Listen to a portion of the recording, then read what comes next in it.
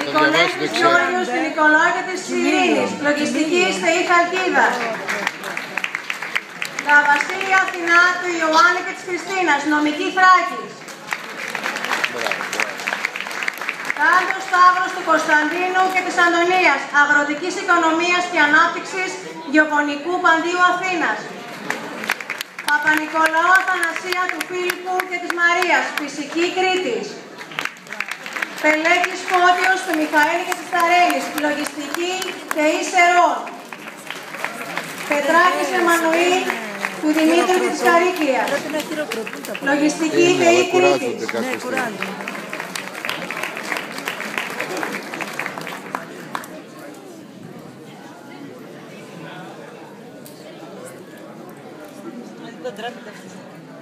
Πιεράτος Σπυρίδων του Νικόλα και της Άρτεμης, φιλολογία Κρήτη.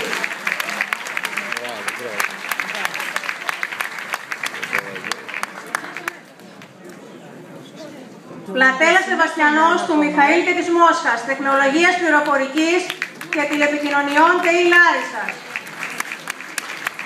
Ποσά Διονυσία του Ιωάννη και της Εκατερίνης, παιδαγωγικό δημοτικής εκπαίδευσης Κρήτης.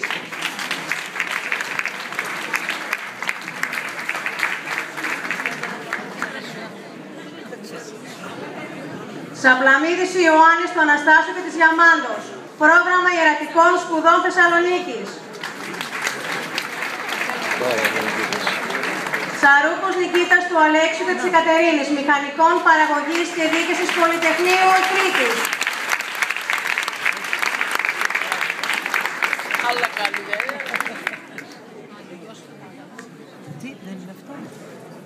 Ιατρική κάνει τώρα. Σεβαστάκης Πασχάλης του Αντώνιου και του Σουλτάνας, ηλεκτρολογία ΤΕΗ Κρήτης. Σπανάκη Άννα του Μιχαήλ και της Καλλιόπης, χημεία Κρήτης.